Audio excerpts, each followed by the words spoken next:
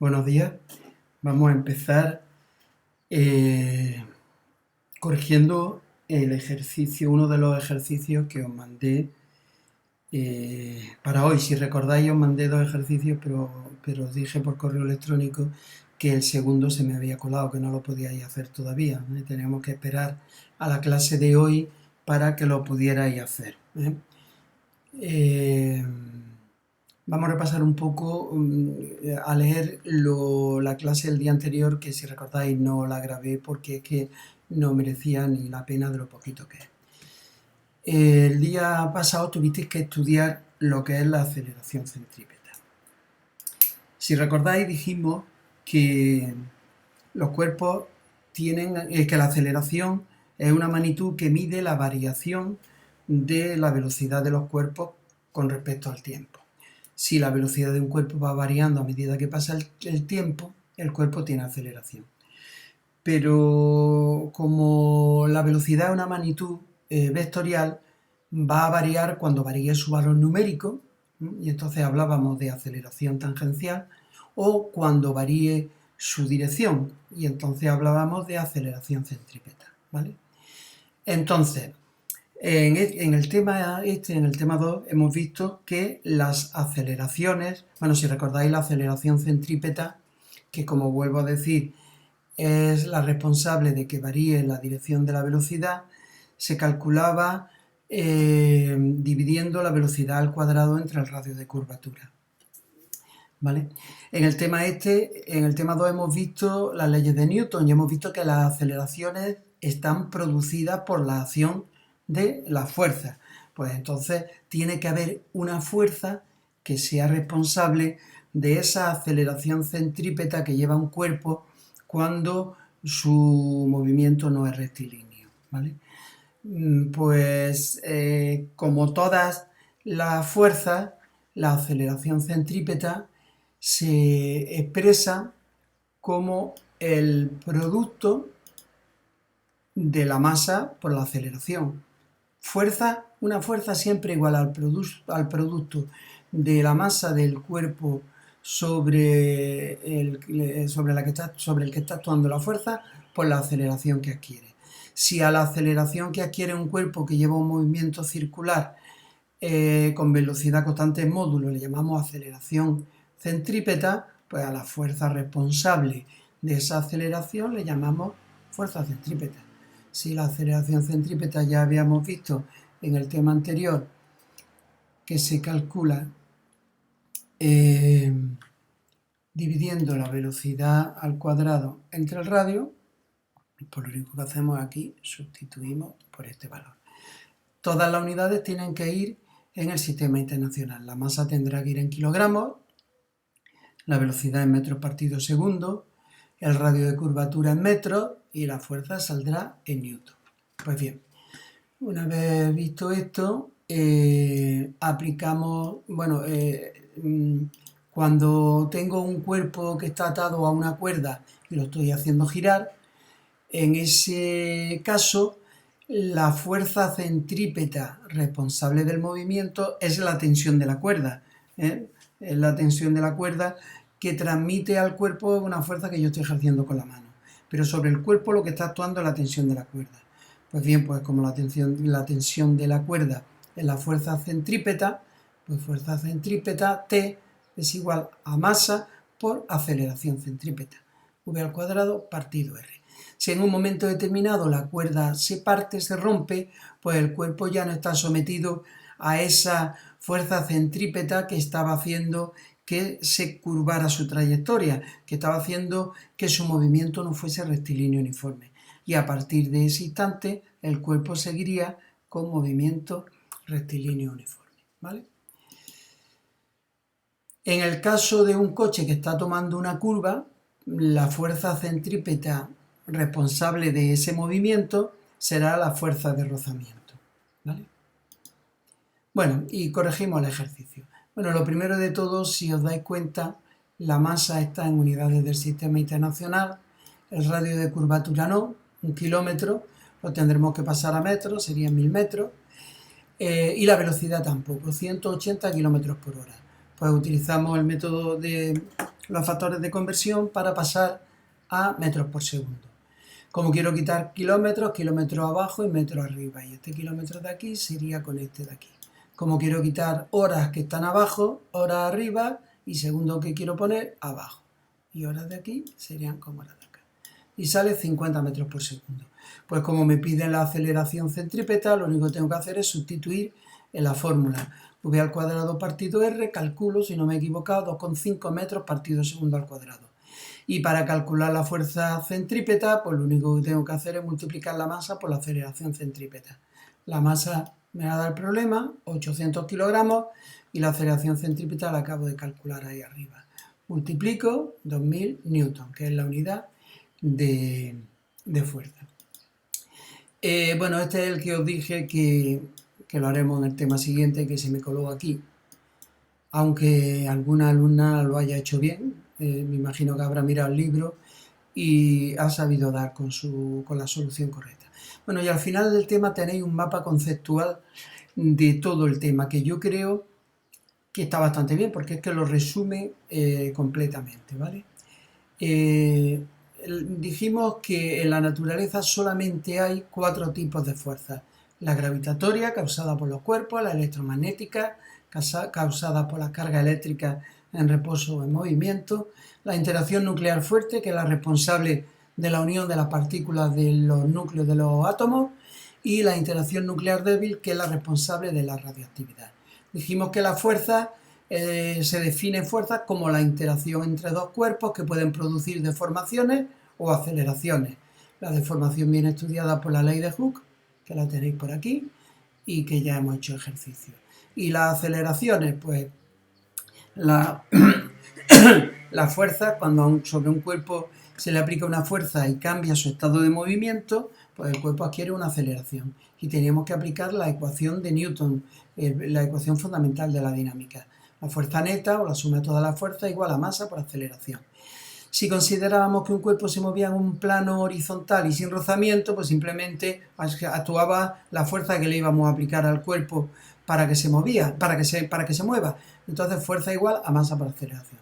Si hay fuerzas de rozamiento, si suponemos que la fuerza de rozamiento es distinta de cero, pues a la fuerza que le apliquemos hacia adelante le tenemos que restar la fuerza de rozamiento para hallar la fuerza neta. Para calcular la fuerza de rozamiento, lo tengo puesto por aquí, que tiene un origen electromagnético y siempre se opone al movimiento, tenemos que multiplicar el coeficiente de rozamiento por la normal.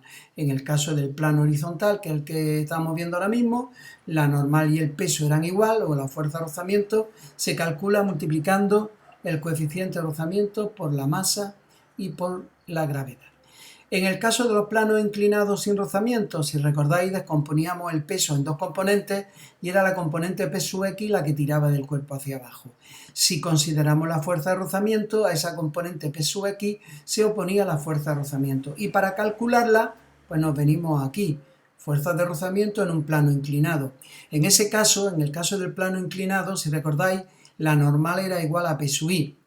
Y P sub I era P por el coseno del ángulo. Y el peso a la vez es el producto de la masa por la gravedad, ¿vale?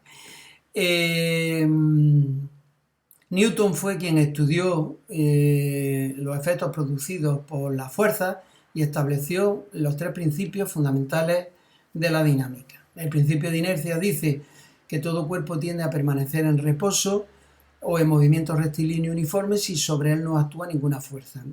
Habíamos dicho que a esa tendencia de los cuerpos a permanecer en reposo o en movimiento rectilíneo uniforme se le denomina inercia, y la inercia viene determinada por la masa de los cuerpos. Cuanto más grande es la masa de un cuerpo, mayor es la inercia que tiene, mayor es la fuerza que le tengo que aplicar para sacarlo del reposo o del movimiento rectilíneo uniforme.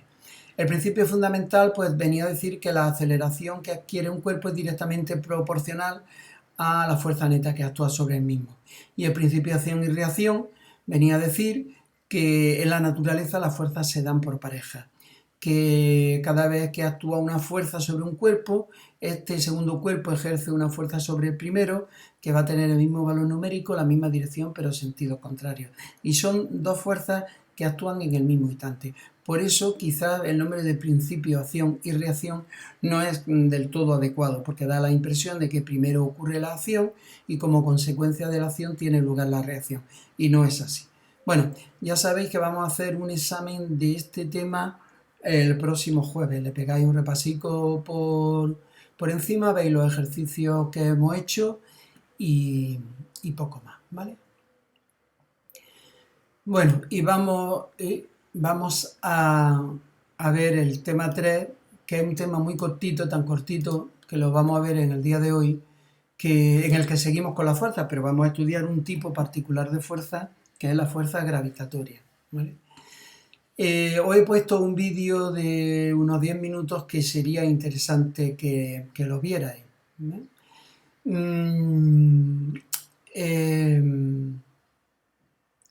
Lo primero que deberíamos de ver un poco es qué teoría explica ahora mismo el origen del universo, ¿eh? Sabemos que las fuerzas gravitatorias son las responsables del movimiento de los planetas, del movimiento de todos los astros, del movimiento de todos los objetos que nos encontramos en el cielo, de las galaxias, de los planetas, de los satélites, de cualquier cosa.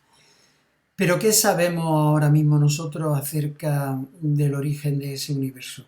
Pues bien, basándonos en las investigaciones de los científicos en los siglos XVII y XVIII y en la teoría establecida en el siglo XX, pues hoy en día creemos que la teoría adecuada para explicar el origen del universo es la teoría del Big Bang.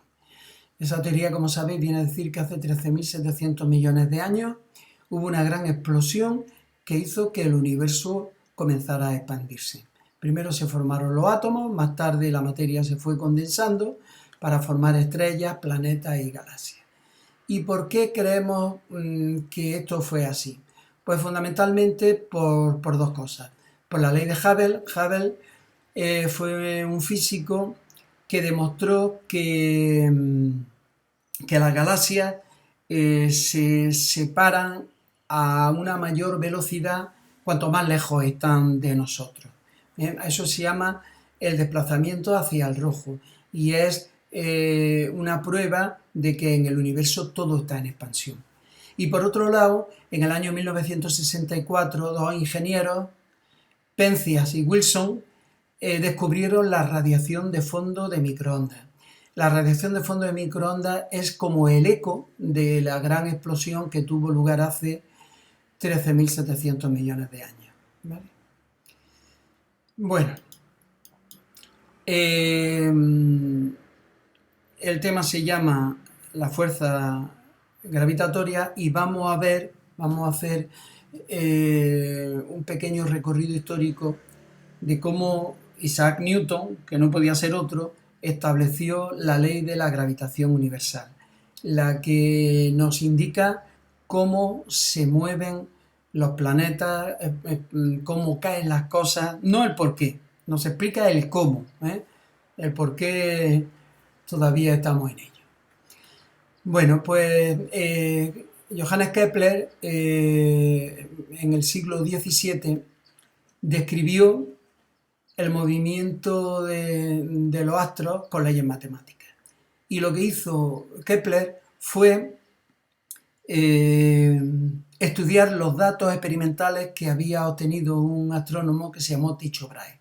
Tycho Brahe estuvo realizando observaciones del cielo y haciendo anotaciones numéricas. Y Kepler cogió esas anotaciones numéricas y descubrió en ellas unas regularidades, ¿eh? Y a esas regularidades las recogió en tres leyes que se conocen como las leyes de Kepler. La primera ley de Kepler viene a decir que los planetas giran alrededor del Sol en órbitas elípticas, no en órbitas circulares, ¿eh? Una elipse es como una circunferencia achatada. Eso en matemáticas os lo habrán explicado de una manera más exacta, ¿eh? La primera ley simplemente dice que los planetas giran alrededor del Sol en órbitas elípticas. La segunda ley dice bueno, esto es el Sol, que está en uno de los focos de la elipse, en un punto determinado. Y lo que se dio cuenta Kepler es que este área que está pintada en azul, que barre esta línea en un tiempo determinado, tiene que ser siempre la misma. Es decir, imaginaros que este tiempo es de, yo qué sé, de 10 horas. Aquí han pasado 10 horas y aquí han pasado 10 horas. Bien, pues este área y este área tienen que ser exactamente iguales.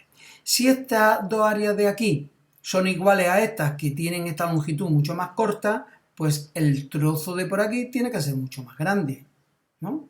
Pero claro, si este trozo es más grande que este y este trozo de aquí es más grande que este y los tres trozos han sido recorridos en 10 horas, pues está claro que por aquí el planeta ha tenido que ir más rápido que por aquí y por aquí más rápido que por aquí. Eso lo intento representar con este GIF animado que veis a medida que pasa cerca del Sol el planeta se mueve más rápido y a medida que se aleja se va moviendo más lentamente.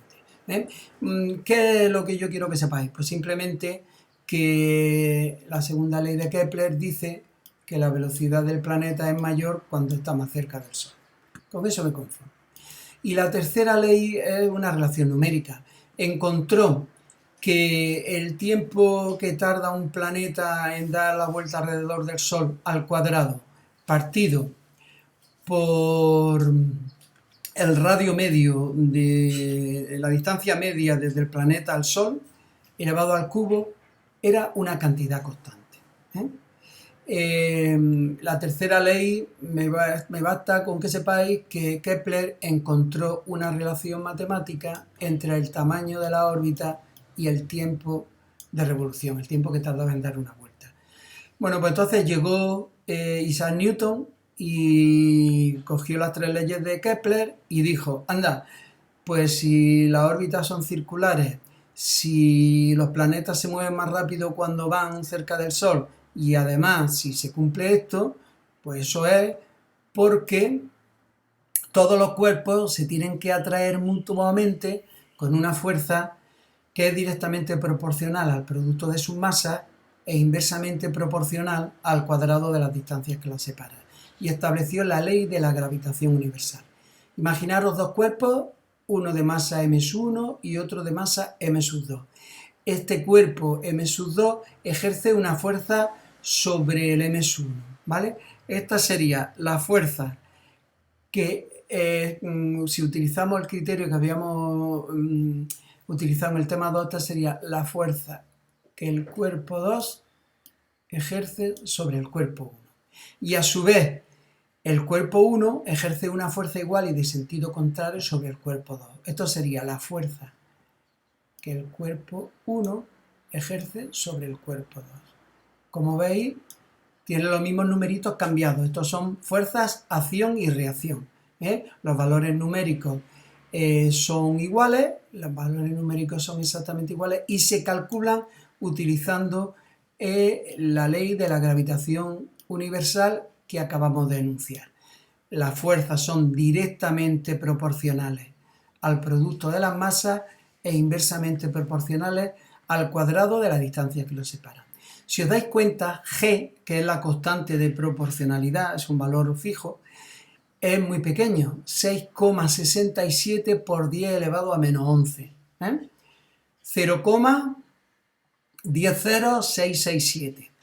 Este valor tan pequeño de la constante G, que se llama constante de gravitación universal, hace que las fuerzas de atracción gravitatoria solamente sean apreciables cuando por lo menos la masa de uno de los dos cuerpos sea excepcionalmente grande. Y cuando digo excepcionalmente grande, pues la masa de un planeta, de una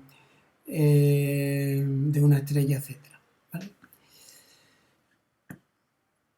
Esta fórmula hay que sabérsela, es muy facilica, la constante G se da en los exámenes, hay que utilizar unidades del sistema internacional. Si os dais cuenta, si de esta expresión yo despejo G, me queda, vamos a ver, tengo fuerza tengo la fuerza aquí, a la izquierda. Pues R al cuadrado lo voy a pasar multiplicando con la fuerza. ¿Vale? Lo único que estoy despejando G, quiero dejarlo sola. Pues R al cuadrado lo paso multiplicando y el producto de las masas lo voy a pasar dividiendo. Masa en kilogramos por masa en kilogramos es, bueno, masa por masa. Venga, masa por masa. Y ahora, ¿en qué se mide la fuerza? En newton. ¿En qué se mide la distancia? En metros, pero va al cuadrado. La masa en kilogramos. Pero como los kilogramos se multiplican por los kilogramos, tengo los kilogramos al cuadrado. Esas son las unidades de G, las tenéis ahí, y como veis, se deducen de la expresión matemática de la ley de la gravitación universal.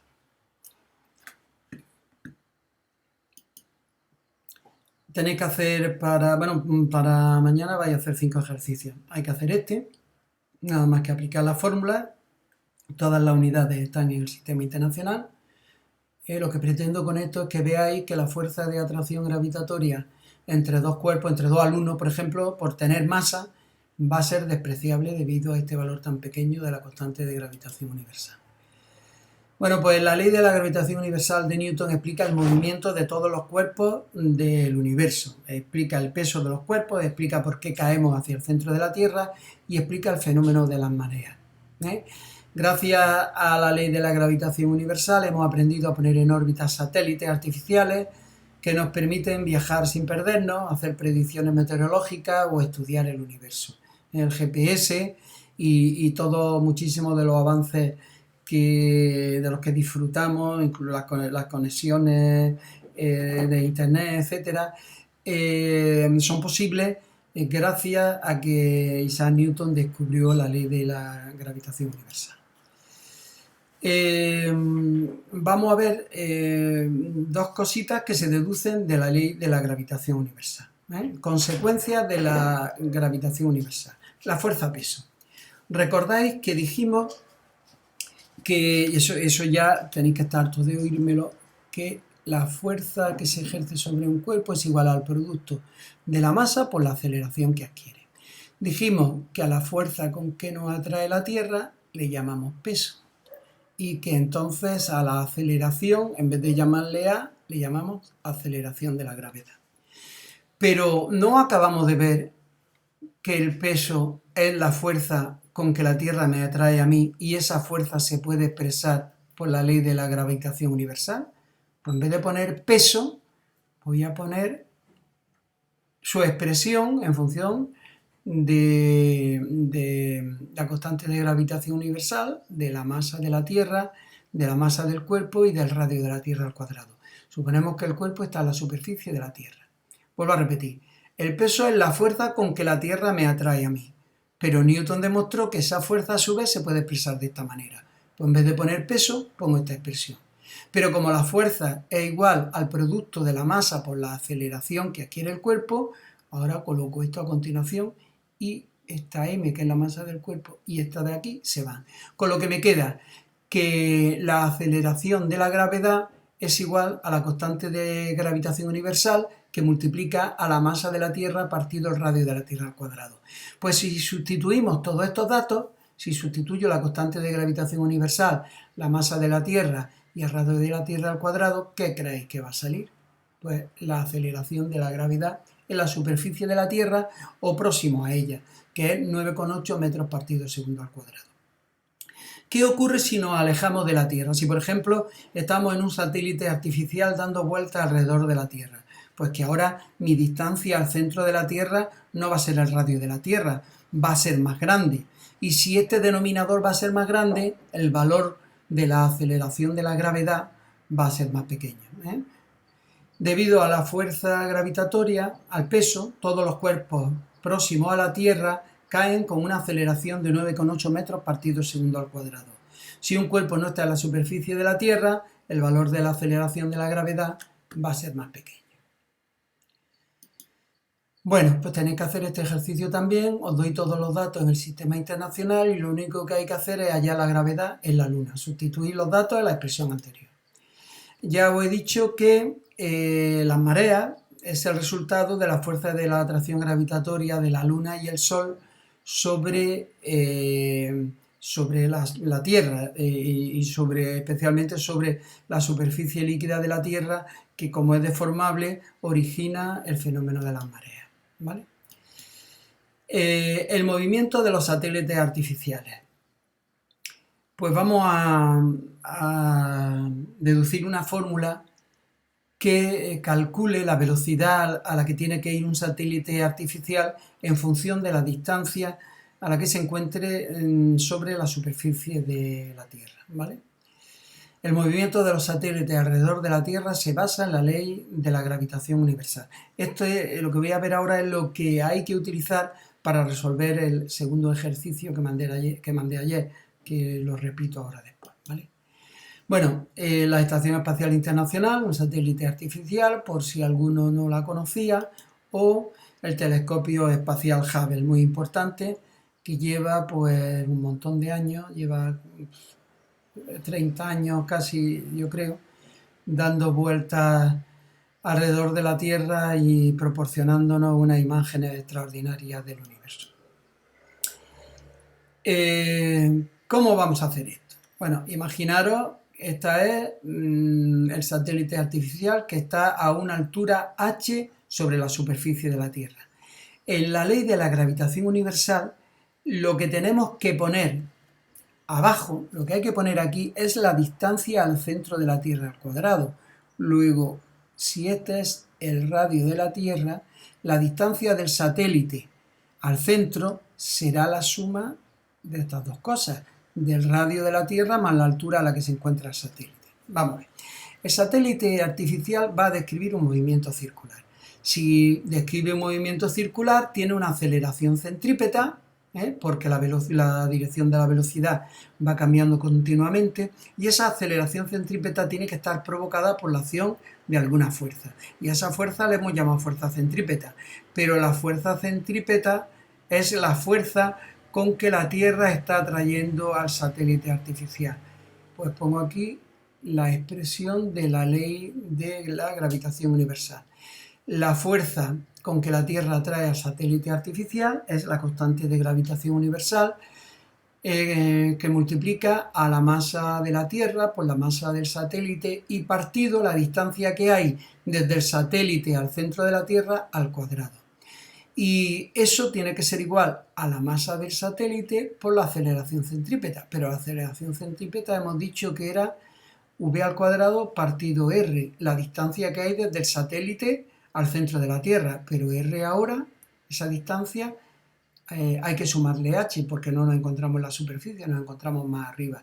Luego ahora la aceleración centrípeta es v al cuadrado partido radio de la Tierra más h, ¿vale? Y entonces en estas dos expresiones, la masa del satélite con la masa del satélite se va, con lo cual ya nos damos cuenta que la velocidad que tiene que llevar un satélite que se encuentra a una cierta altura sobre la superficie de la Tierra no depende de su masa.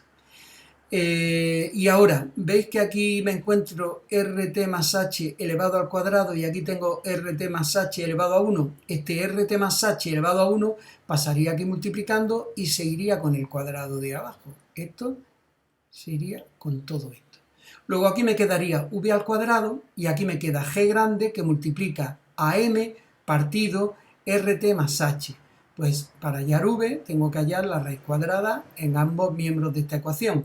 La raíz cuadrada se va con el cuadrado y me queda que v es igual a la raíz cuadrada de la constante de la gravitación universal que multiplica a la masa de la Tierra partido el radio de la Tierra más la altura a la que se encuentra el satélite artificial. Bueno, pues esta es la fórmula que hay que utilizar para resolver el segundo ejercicio que os mandé en el día de ayer. Para el próximo día, que es el jueves, el jueves. Bueno, esto lo podéis hacer hoy, aunque dijimos que íbamos a tener examen el jueves, pues esto lo podéis hacer hoy. Hacéis el 3, el 4 y el 5, ¿vale? Y ya está, el tema 3 listo. Muchas gracias.